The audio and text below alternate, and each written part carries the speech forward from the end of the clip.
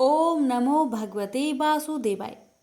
प्यारे भक्तों, आज श्रवण करें निर्जला एकादशी व्रत संपूर्ण कथा।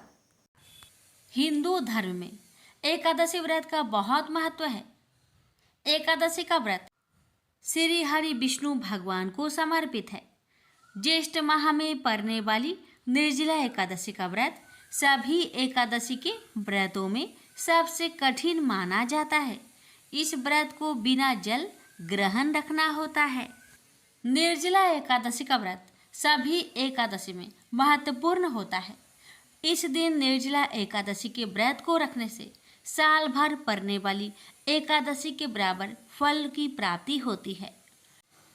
निर्जला एकादशी में उपवास के कठोर नियमों के कारण सभी एकादशी व्रतों में निर्जला एकादशी व्रत को सबसे कठिन माना जाता है।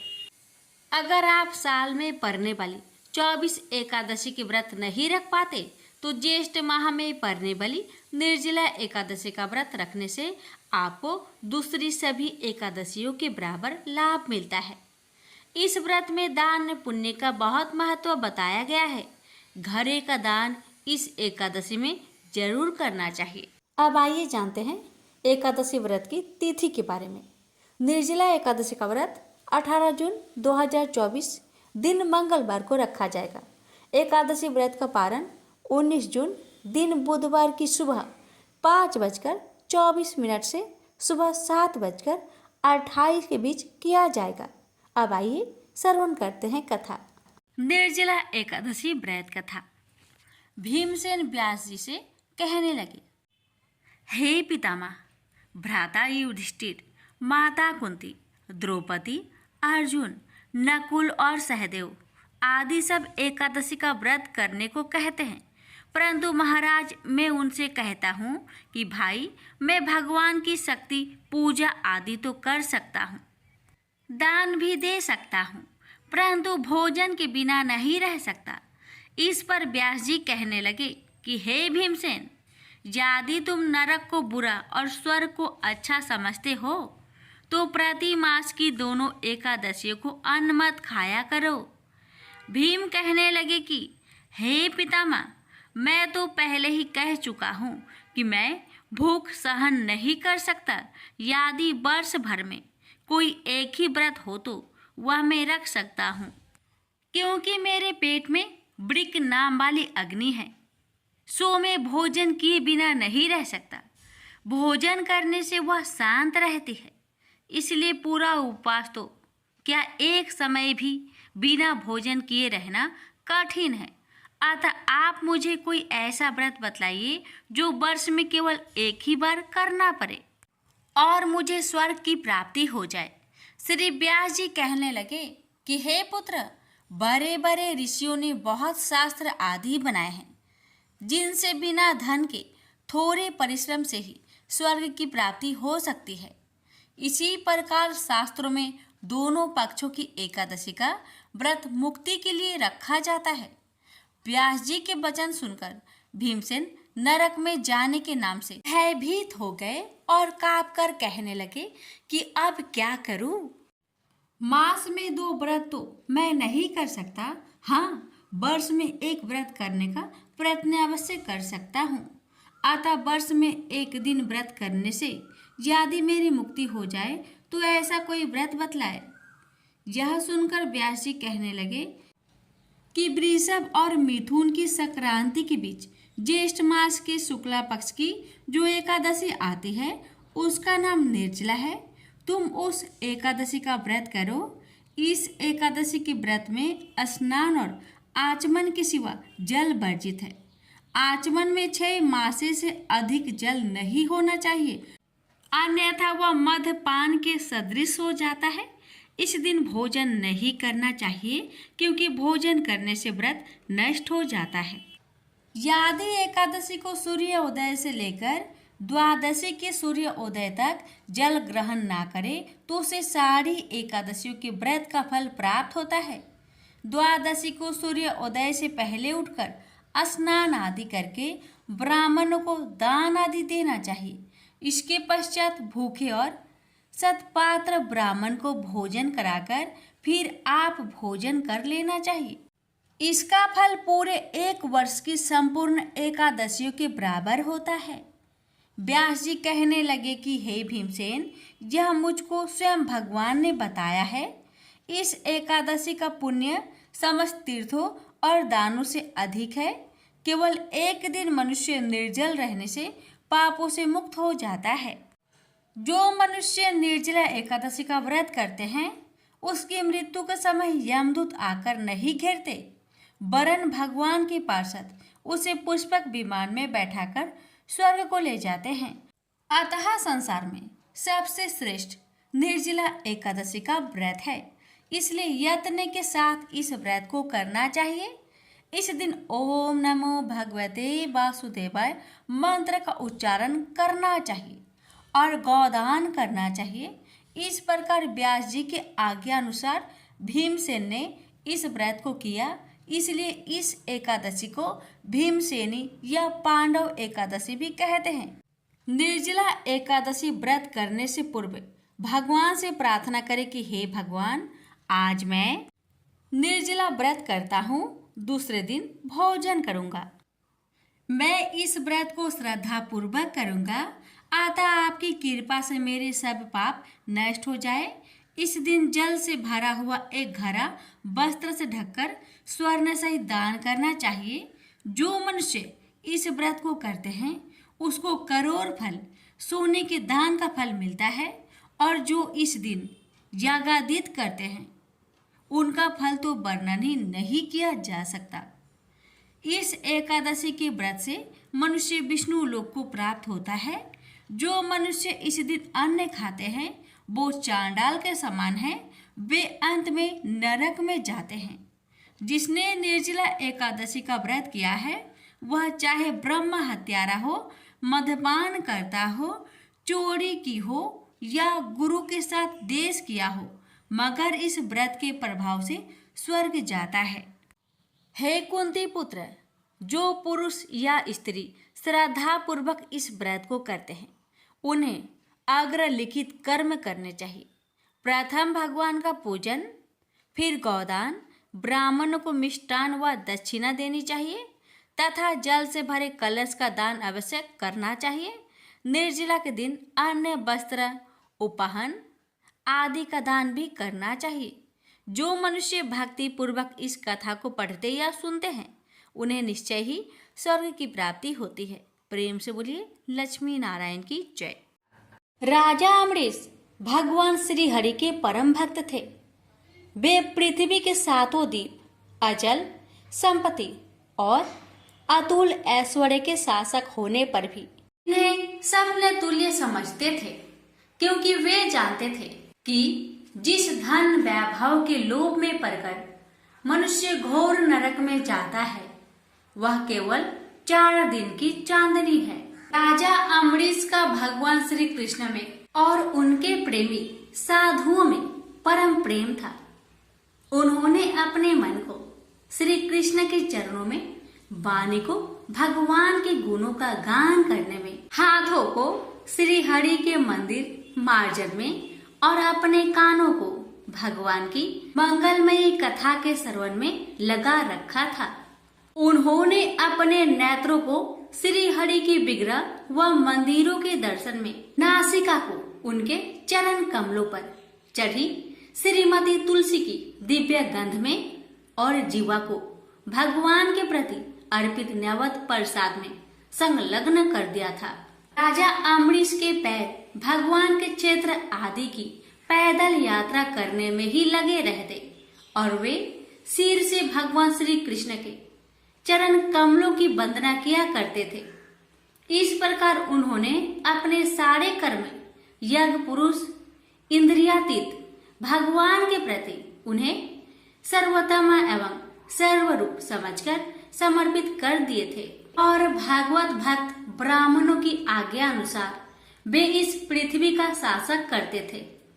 उन्होंने बड़ी बड़ी दक्षिणा वाले अनेकों अश्वमेध यज्ञ करके यज्ञाधिपति भगवान की आराधना की थी। उनकी प्रजा महात्माओं के द्वारा गाए हुए भगवान के उत्तम चरित्रों का बहुत सम्मान करती। समय बड़े प्रेम से श्रवण करती और किसी समय उनका गान करती। इस प्रकार उनके राज्य के मनुष्य देवताओं के अत्यंत प्यारे स्वर्ग की भी इच्छा नहीं करते। राजा अम्बरीश की अनन्य प्रेममयी भक्ति से प्रसन्न होकर भगवान ने उनकी रक्षा के लिए सुदर्शन चक्र को नियुक्त कर दिया था, जो विरोधियों को भयभीत करने वाला एवं भगवान भक्तों की रक्षा करने वाला है। एक बार उन्होंने अपनी पत्नी के साथ भगवान श्री कृष्ण की आराधना करने के लिए 1 वर्ष तक द्वादशी प्रधान एकादशी व्रत करने का नियम ग्रहण किया। उन्होंने 3 रात का उपवास किया और एक दिन यमुना जी में स्नान करके भगवान श्री कृष्ण की पूजा की। तत्पश्चात पहले ब्राह्मणों को स्वादिष्ट और अत्यंत गुणकारी भोजन कराकर उन लोगों के घर 60 करोड़ गौएं सुसज्जित करके भेज दी। जब ब्राह्मणों को सब कुछ मिल चुका, तब राजा ने उन लोगों से आज्ञा लेकर व्रत का पारण करने की तैयारी की। उसी समय श्राप और वरदान देने में समर्थ स्वयं दुर्वासा जी भी उनके यहाँ अतिथि रूप में पधारे।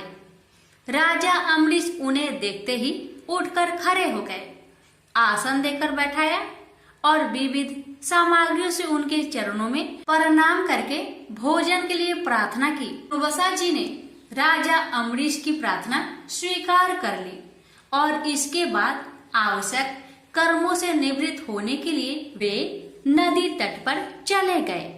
वे ब्रह्मा का ध्यान करते हुए यमुना के पवित्र जल में स्नान करने लगे। इधर द्वादशी केवल घड़ी भर शेष रह गई थी।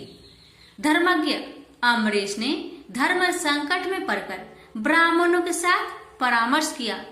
उन्होंने कहा, ब्राह्मण देवताओं, ब्राह्मण को बिना भोजन कराए स्वयं खा लेना और द्वादशी रहते पारण न करना दोनों ही दोष है।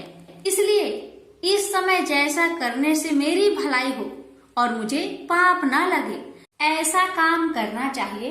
तब ब्राह्मणों के साथ विचार करके उन्होंने कहा, ब्राह्मणों, श्रुतियों में ऐसा कहा गया है कि जल पी लेना भोजन करना भी है, नहीं भी करना है।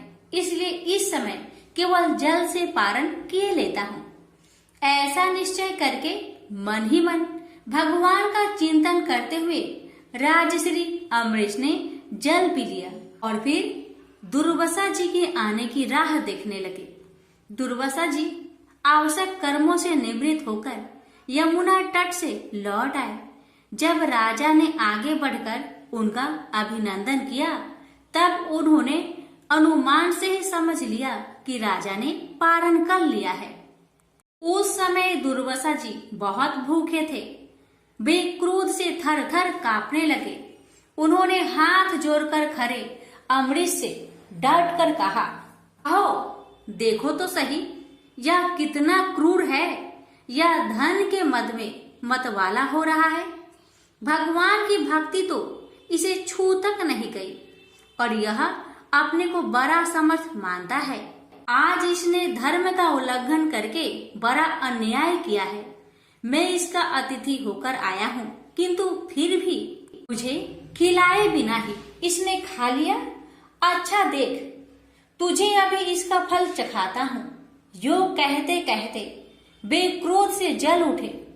उन्होंने अपनी एक जटा उखाड़ी और उससे अम्बरीश को मार डालने के लिए एक कृत्या राक्षसी उत्पन्न की। वह आग के समान जलती हुई हाथ में तलवार लेकर राजा अम्बरीश पर टूट पड़ी। परम पुरुष परमात्मा ने अपने सेवक की रक्षा के लिए पहले से ही सुदर्शन चक्र को नियुक्त कर रखा था। जैसे आग क्रोध से गुर्राते हुए सांप को भस्म कर देती है, वैसे ही चक्र ने दुर्वासा जी की कृत्या को जलाकर ढेर कर दिया। जब दुर्वासा जी ने देखा कि मेरी बनाई हुई कृत्या तो जल रही है और चक्र मेरी ओर आ रहा है, तब वे भयभीत हो अपने प्राण बचाने के लिए जी छोड़कर एकाएक भाग निकले। जैसे ऊंची ऊंची लपटों वाला दवानल सांप के पीछे दौड़ता है, वैसे ही भगवान का चक्र तो मेरे पीछे लग गया है। तब दुर्वासा जी दिशा, आकाश, पृथ्वी, अतल, वितल आदि नीचे के लोक, समुद्र, लोकपाल और उनके द्वारा सुरक्षित लोक एवं स्वर्ग तक में गए। परंतु जहां जहां वे गए वहीं वहीं उन्होंने असहा तेज वाले सुदर्शन चक्र को अपने पीछे लगा देखा। जब उन्हें कहीं भी कोई रक्षक न मिला तब वे तो डर गए। अपने प्राण बचाने के लिए वे देव शिरोमणि ब्रह्मा जी के पास गए और बोले, ब्रह्मा जी आप स्वयंभू हैं, भगवान के इस तेजोमयी चक्र से मेरी रक्षा कीजिए। ब्रह्मा जी ने कहा, दुर्वासा जी मैं शंकर जी, दक्ष, भृगु आदि, प्रजापति, भूतेश्वर आदि सब जिनके बनाए नियमों में बंधे हैं तथा जिनकी आज्ञा सिरोधार्य करके हम लोग संसार का हित करते हैं, उनके भक्त के द्रोही को बचाने में हम समर्थ नहीं है। जब ब्रह्मा जी ने इस प्रकार दुर्वासा को निराश कर दिया तब भगवान के चक्र से संतप्त होकर वे कैलाशवासी भगवान शंकर की शरण में गए। शंकर जी ने कहा, दुर्वासा जी जिनसे पैदा हुए अनेकों ब्रह्मांडों में हमारे जैसे हजारों चक्र काटते हैं, यह चक्र उन्हीं विश्वेश्वर का शस्त्र है। यह हम लोगों के लिए असह्य है। तुम उन्हीं की शरण में जाओ, वे भगवान ही तुम्हारा मंगल करेंगे। निराश होकर दुर्वासा जी श्री हरि भगवान के परम धाम बैकुंठ की तरफ में भागे। दुर्वासा जी भगवान के चक्र की आग से जल रहे थे। वे भगवान के चरणों में गिर पड़े। उन्होंने कहा, हे अच्युत्य, हे अनंत, आप संतों के एकमात्र इच्छित हैं। प्रभु, संपूर्ण जगत के जीवन दाता, मैं अपराधी हूँ, आप मेरी रक्षा कीजिए। आपका परम प्रभाव न जानने के कारण ही मैंने आपके प्यारे भक्त का अपराध किया है। प्रभु, आप मुझे बचाइए। श्री भगवान ने कहा, दुर्वासा जी मैं सर्वथा भक्तों के अधीन हूँ, मुझ में तनिक भी स्वतंत्रता नहीं है। जो भक्त स्त्री, पुत्र, गृह, गुरुजन, प्राण, धन, इहलोक और परलोक सबको छोड़कर केवल मेरी शरण में आ गए हैं, उन्हें छोड़ने का संकल्प भी मैं कैसे कर सकता हूँ। इसमें संदेह नहीं कि ब्राह्मणों के लिए तपस्या और विद्या परम कल्याण के साधन है, परंतु यदि ब्राह्मण उद्दंड और अन्यायी हो जाए तो वे ही दोनों उल्टा फल देने लगते हैं। दुर्वासा जी सुनिए, मैं आपको एक उपाय बताता हूँ जिसका अनिष्ट करने से आपको इस विपत्ति में आना पड़ा है। आप उसी के पास जाइए, उनसे क्षमा मांगिए, तब आपको शांति मिलेगी। सुदर्शन चक्र की ज्वाला से जलते हुए दुर्वासा लौटकर राजा अम्बरीश के पास आए और उन्होंने अत्यंत दुखी होकर राजा के पैर पकड़ लिए। दुर्वासा जी की यह चेष्टा देखकर और उनके चरण पकड़ने से लज्जित होकर राजा अम्बरीश भगवान के चक्र की स्तुति करने लगे। अम्बरीश ने कहा, प्रभु सुदर्शन, आप अग्नि स्वरूप है, भगवान के प्यारे हजार दांत वाले चक्र देवा, मैं आपको नमस्कार करता हूँ। समस्त अस्त्र शस्त्रों को नष्ट कर देने वाले एवं पृथ्वी के रक्षक, आप इन ब्राह्मण की रक्षा कीजिए। आप कृपा करके हमारे कुल के भाग्योदय के लिए दुर्वासा जी का कल्याण कीजिए। हमारे ऊपर यह आपका महान अनुग्रह होगा। यदि मैंने कुछ भी दान किया हो या किया हो अथवा अपने धर्म का पालन किया हो, यदि हमारे वंश के लोग ब्राह्मणों को ही अपना आराध्य देव समझते रहे हो तो दुर्वासा जी की जलन मिट जाए। भगवान समस्त गुणों के एकमात्र आश्रय स्थल है। यदि मैंने समस्त प्राणियों की आत्मा के रूप में उन्हें देखा हो और वे मुझ पर प्रसन्न हो तो दुर्वासा जी का हृदय की सारी जलन मिट जाए। अब राजा अम्बरीश ने दुर्वासा जी को सब ओर से जलाने वाले भगवान के सुदर्शन चक्र की इस प्रकार स्तुति की। तब उनका प्रार्थना से चक्र शांत हो गया। जब दुर्वासा चक्र की आग से मुक्त हो गए और उनका चित्त स्वस्थ हो गया, तब वे राजा अमरीश को अनेकानेक उत्तम आशीर्वाद देते हुए उनकी प्रशंसा करने लगे। दुर्वासा जी ने कहा, धन्य है, आज मैंने भगवान के प्रेमी भक्त का महत्व देखा। राजन, मैंने आपका अपराध किया, फिर भी आप मेरे लिए मंगल कामना ही कर रहे हैं। महाराज अमरीश, आपका हृदय करुणा भाव से परिपूर्ण है। आपने मेरे ऊपर महान अनुग्रह किया। अहो, आपने मेरे अपराध भुलाकर मेरी रक्षा की है। जब से दुर्वासा जी चक्र से जीवन रक्षा के लिए भाग रहे थे, तब से राजा अमरीश ने भोजन नहीं किया था। वे दुर्वासा जी के लौटने की राह देख रहे थे। अब उन्होंने दुर्वासा जी के चरण पकड़ लिए और उन्हें प्रसन्न करके विधि पूर्वक भोजन कराया। दुर्वासा जी ने बहुत ही संतुष्ट होकर राजा अमरीश के गुणों की प्रशंसा की और उनके बाद उनसे अनुमति लेकर आकाश मार्ग से प्रस्थान किया। जब सुदर्शन चक्र से भयभीत होकर दुर्वासा जी भाग रहे थे, तब से लेकर उनके लौटने तक 1 वर्ष का समय बीत गया था। इतने दिनों तक राजा अमरीश उनके दर्शन की आकांक्षा से केवल जल पीकर रहे। दुर्वासा जी के जाने के बाद उनके भोजन से बचे हुए अत्यंत पवित्र अन्न को राजा ने सपरिवार ग्रहण किया। कुछ वर्ष बीतने पर राजा अमरीश ने अपने ही समान भक्त पुत्रों पर राज्य का भार छोड़ दिया और स्वयं वन में चले गए। वहां वे बड़ी दृढ़ता के साथ आत्म स्वरूप भगवान में अपना मन लगाकर गुणों के प्रवाह रूपी संसार से मुक्त हो गए। प्रेम से बोलिए, लक्ष्मी नारायण की जय। एक समय की बात है, नैमिषारण्य तीर्थ में सौनकादि 88,000 ऋषियों ने श्री सूत जी से पूछा, हे प्रभु, इस कलयुग में वेद विद्या रहित मनुष्य को प्रभु भक्ति किस प्रकार मिल सकती है तथा उनका उद्धार कैसे होगा? हे मुनि श्रेष्ठ, कोई ऐसा तप बताइए जिससे थोड़े समय में ही पुण्य मिले और मनोवांछित फल भी मिल जाए।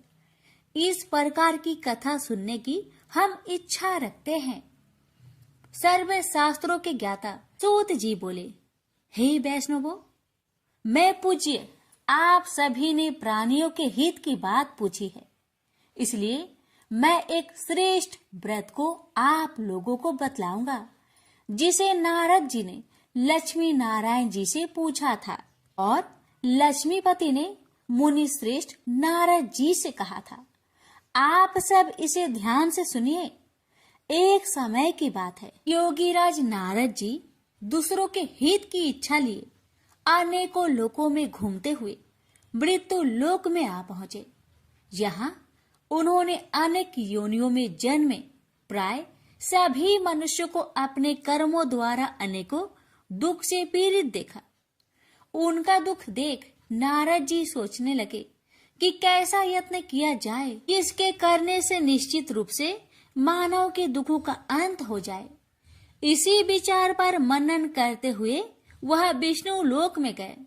वहां देवों के इस भगवान नारायण की स्तुति करने लगे, जिनके हाथों में शंख, चक्र, गदा और पद्म थे, गले में वरमाला पहने हुए थे। स्तुति करते हुए नारद जी बोले, हे भगवान, आप अत्यंत शक्ति से संपन्न हैं। मन तथा वाणी भी आपको नहीं पा सकती है। आपका यदि मध्य तथा अंत नहीं है, निर्गुण स्वरूप सृष्टि के कारण भक्तों के दुख को दूर करने वाले, आपको मेरा नमस्कार है। नारद जी की स्तुति सुन विष्णु भगवान बोले, हे मुनि श्रेष्ठ, आपके मन में क्या बात है? आप किस काम के लिए पधारे हैं, उसे निसंकोच कहो। इस पर नारद मुनि बोले कि मृत्यु लोक में अनेक योनियों में जन्मे मनुष्य अपने कर्मों के द्वारा अनेकों दुख से दुखी हो रहे हैं।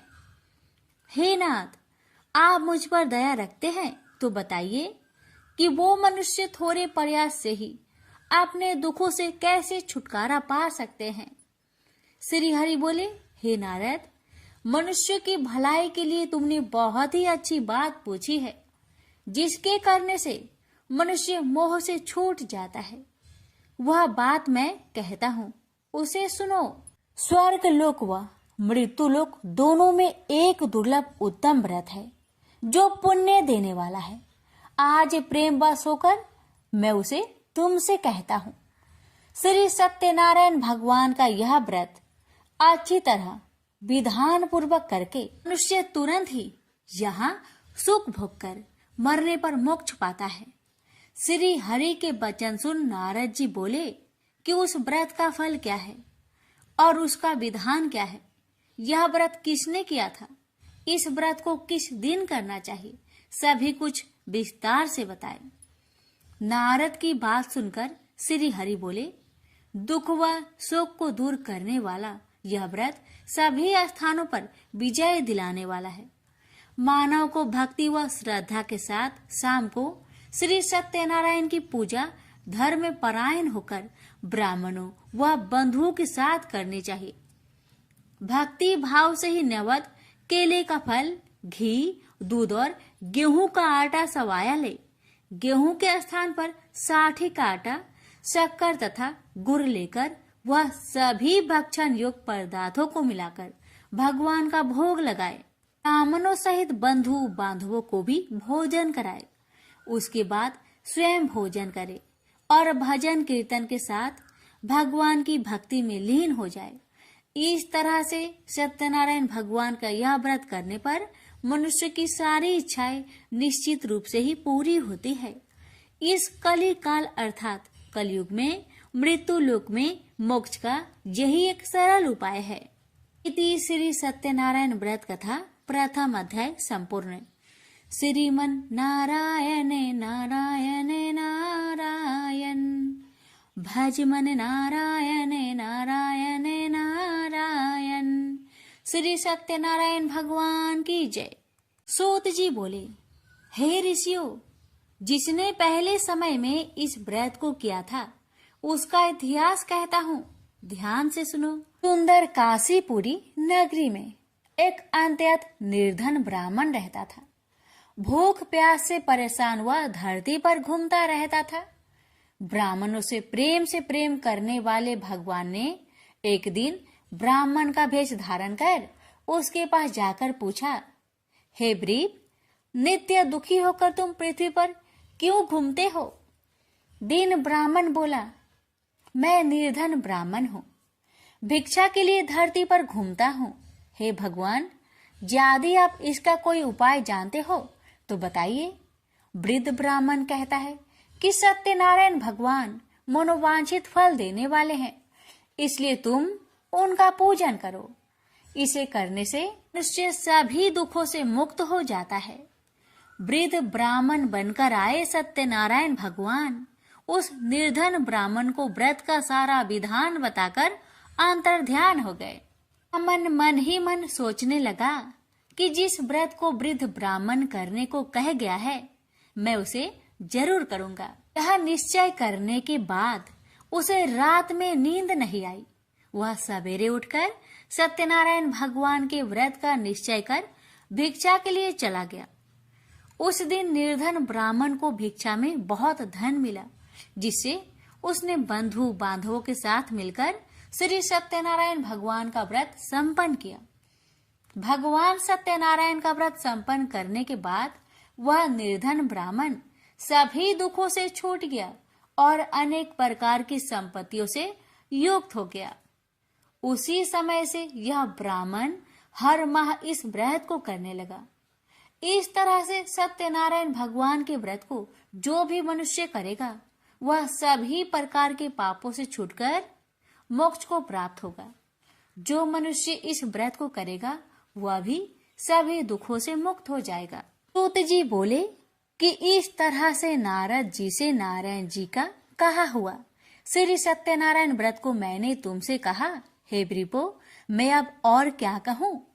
ऋषि बोले, हे मुनिवर, संसार में उस ब्रीफ से सुनकर और किस किस ने इस व्रत को किया, हम सब इस बात को सुनना चाहते हैं।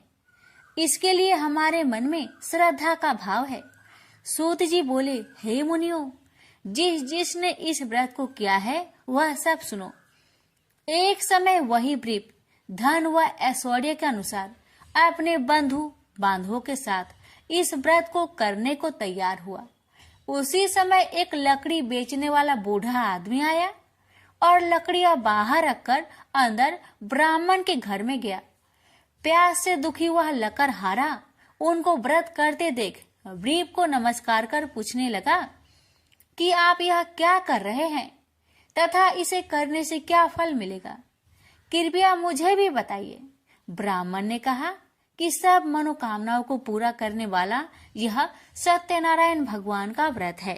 इनकी कृपा से ही मेरे घर में धन्य धान्य आदि की वृद्धि हुई है। ब्रीफ से सत्यनारायण व्रत के कथा के बारे में जानकर लकड़हारा बहुत प्रसन्न हुआ। चरणामृत लेकर वह प्रसाद खाने के बाद वह अपने घर गया। लकड़हारे ने अपने मन में संकल्प किया कि आज लकड़ी बेचने से जो धन मिलेगा उसी से श्री सत्यनारायण भगवान का उत्तम व्रत करूंगा।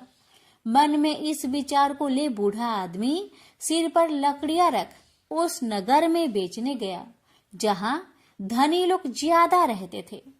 उस नगर में उसे अपनी लकड़ियों का दाम पहले से 4 गुना अधिक मिलता है। बूढ़ा प्रसन्नता के साथ दाम लेकर केले, शक्कर, घी, दूध, दही और गेहूं का आटा ले और सत्यनारायण भगवान की व्रत की अन्य सामग्रियां लेकर अपने घर गया।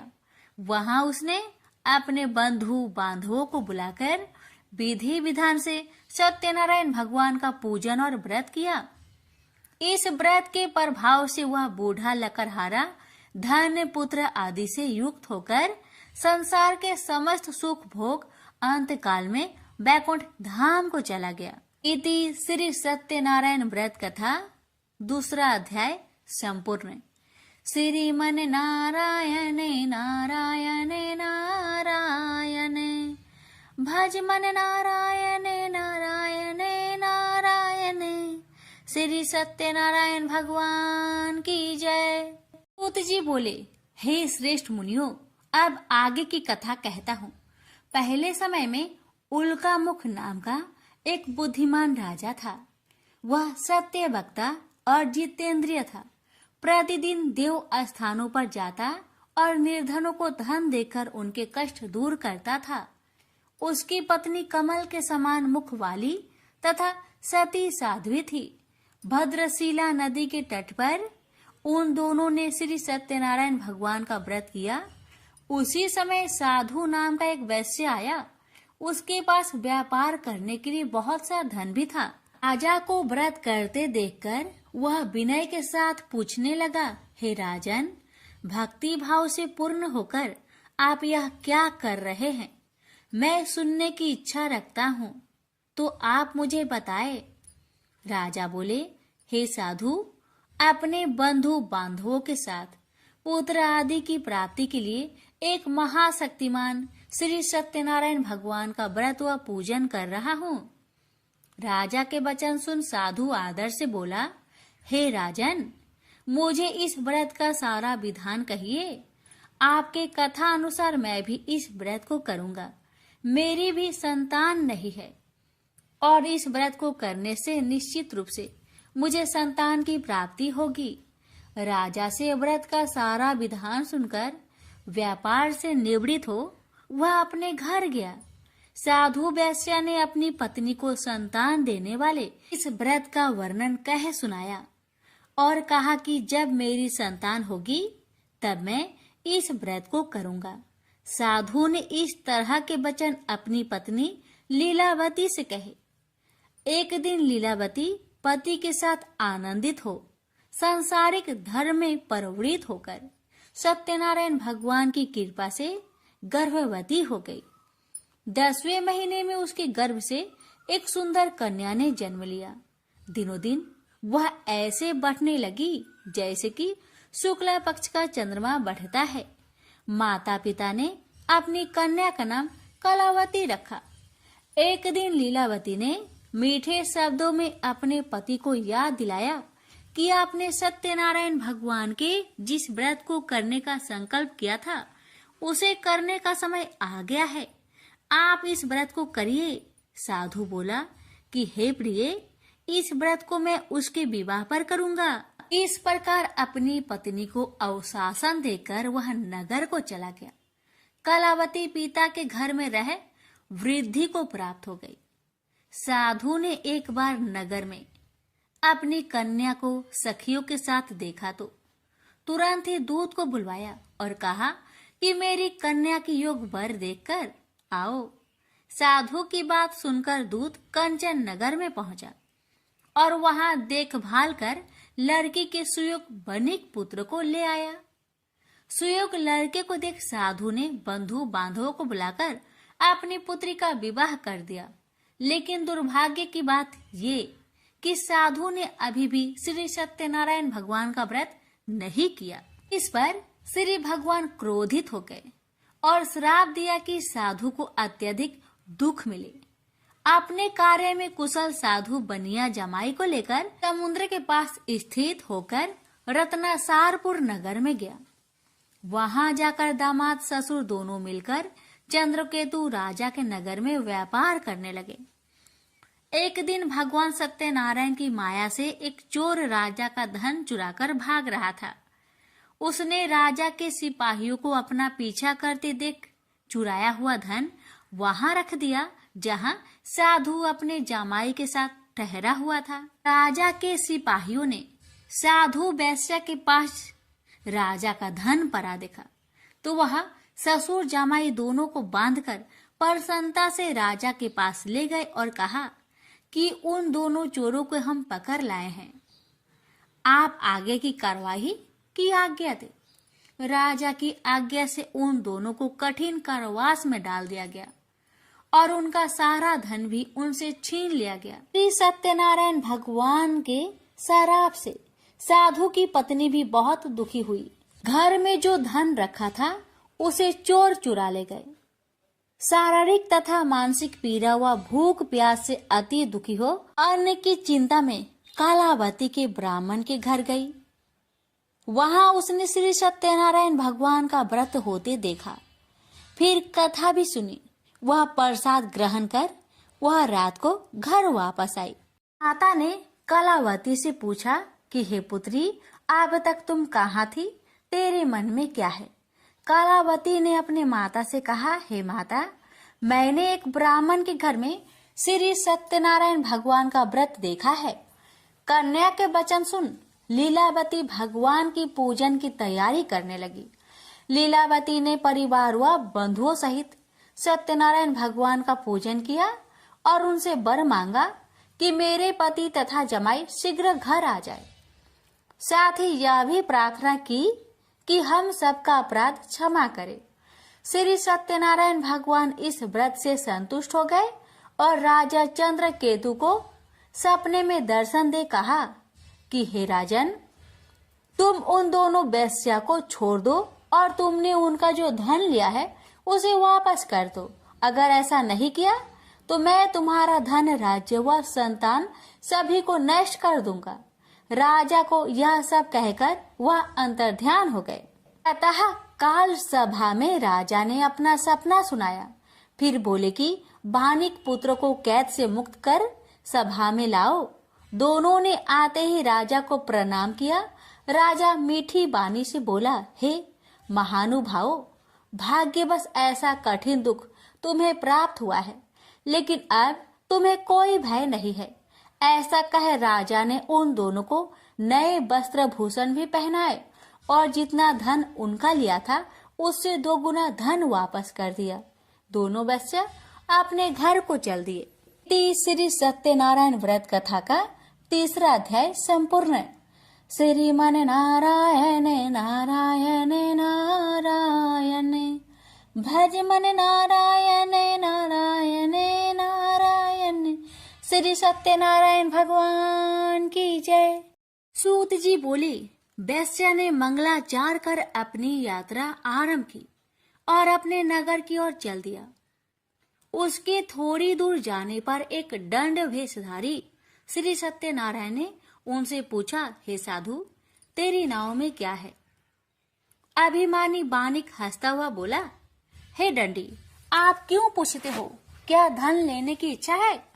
मेरी नाव में तो बेल व पत्ते भरे हुए हैं।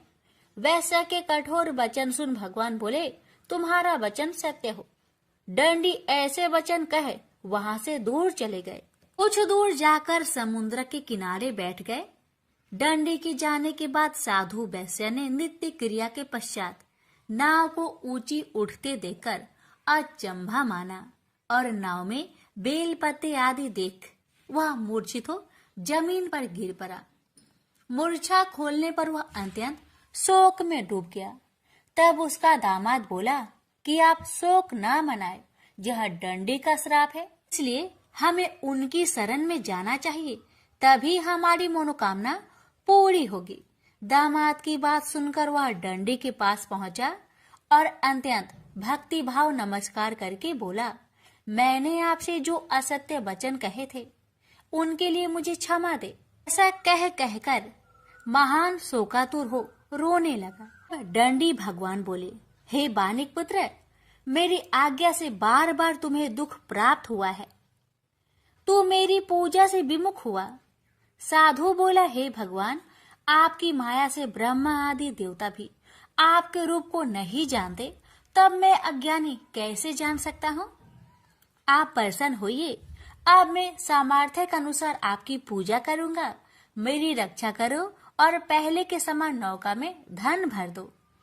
साधु वैश्य के भक्ति पूर्वक वचन सुनकर भगवान प्रसन्न हो गए और उसकी इच्छा अनुसार वरदान देकर अंतर ध्यान हो गए।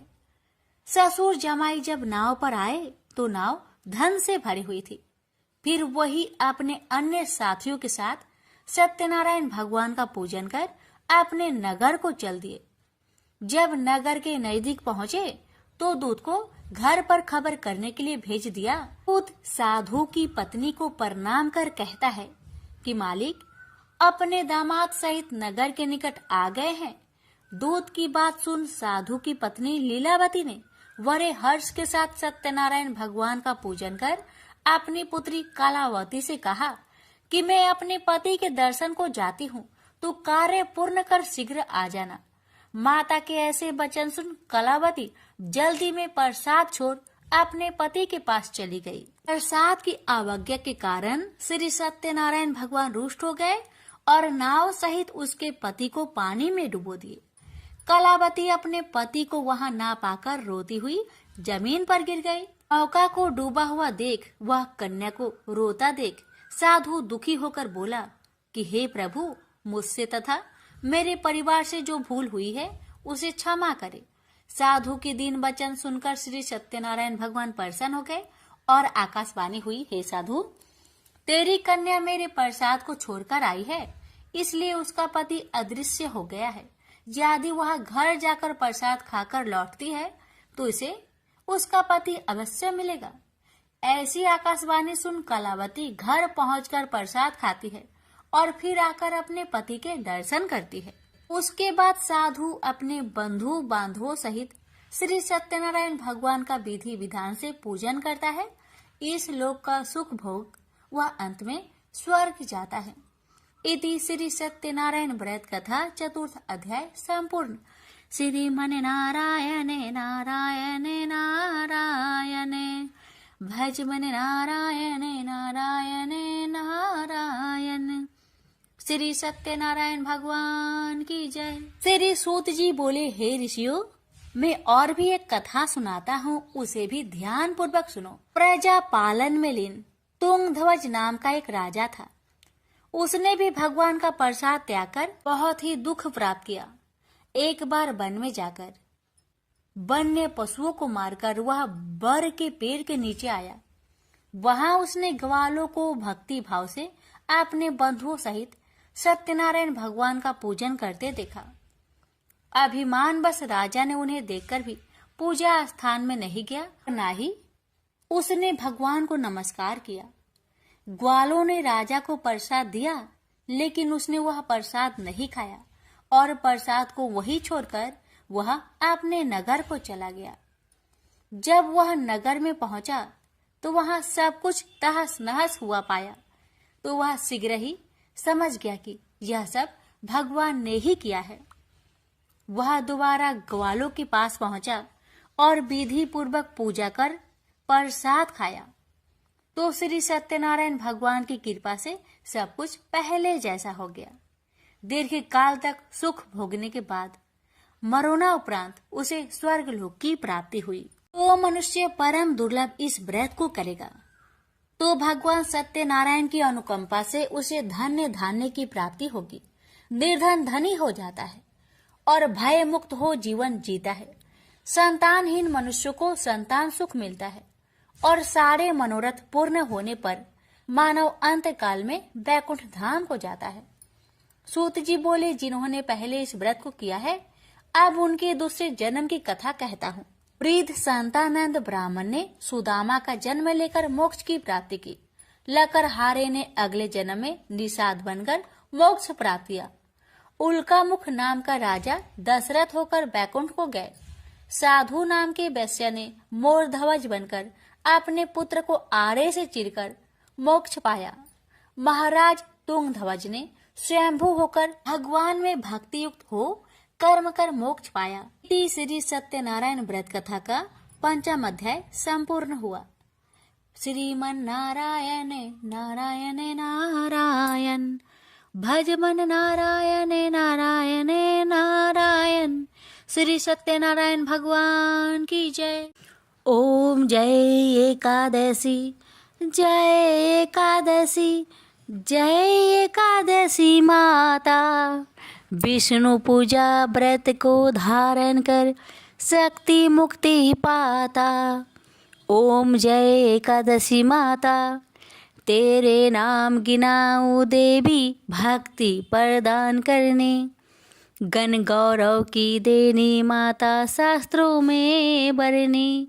ओम जय एकादशी माता, मार्गशीर्ष के कृष्णा पक्ष की उत्पन्न विश्वातारिणी जन्मी। शुक्ल पक्ष में हुई मोक्षदा मुक्ति दाता बनाई। ओम जय एकादशी माता, पौष के कृष्णा पक्ष की सफला नामक है। शुक्ल पक्ष में होए पुत्र दा आनंद अधिक रहे। ओम जय एकादशी माता, नाम सटटिला माघ मास में कृष्ण पक्ष आवे। शुक्ल पक्ष में जया कहावे, विजय सदा पावे। ओम जय एकादशी माता, विजया फाल्गुन कृष्ण पक्ष में शुक्ल आमल की। पाप मोचनी कृष्ण पक्ष में चैत्र महाबली की। ओम जय एकादशी माता, चैत्र शुक्ल में नाम कामदा धन देने वाली। नाम बरुथनी कृष्णा पक्ष में वैशाख महावाली। ओम जय एकादशी माता, शुक्ल पक्ष में होई मोहिनी अपरा ज्येष्ठ कृष्ण पक्षी। नाम निर्जला सब सुख करने कृष्ण पक्ष रखी। ओम जय एकादशी माता, योगिनी नाम आषाढ़ में जानो कृष्ण पक्ष करनी। देव सैनी नाम कहायो शुक्ल पक्ष धरनी। ओम जय एकादशी माता, कामिक श्रावण मास में आवे कृष्ण पक्ष कहिए। श्रावण शुक्ल होए पवित्र आनंद से रहिए। सावन शुक्ल होए पवित्र आनंद से रहिए। ओम जय एकादशी माता, जा भाद्रपदे कृष्ण पक्ष की परिवर्तनी शुक्ला। इंद्र आश्विन कृष्ण पक्ष में व्रत से भाव सागर निकला। ओम जय एकादशी माता, पापंकुशा है शुक्ला पक्ष में आप हरण हारी। रमा मास कार्तिक में आवे सुखदायक भारी। ओम जय एकादशी माता, देवोत्थानी शुक्ला पक्ष की दुख ना सके मैया। देवोत्थानी शुक्ला पक्ष की दुख ना सके मैया। पावन मास में करूँ विनती पार करो नैया, पावन मास में करूँ विनती पार करो नैया। ओम जय एकादशी माता, परमा कृष्ण पक्ष में होती जन मंगल करनी, परमा कृष्ण पक्ष में होती जन मंगल करनी। शुक्ल मास में होए पद्मिनी दुख दरिद्र हरनी, शुक्ल मास में होए पद्मिनी दुख दरिद्र हरनी। ओम जय एकादशी माता, जो कोई आरती एकादशी की भक्ति सहित गावे, जो कोई आरती एकादशी की भक्ति सहित गावे, जन गुरुदिता स्वर्ग कबासा निश्चय वह पावे, जन गुरुदिता स्वर्ग कबासा निश्चय वह पावे।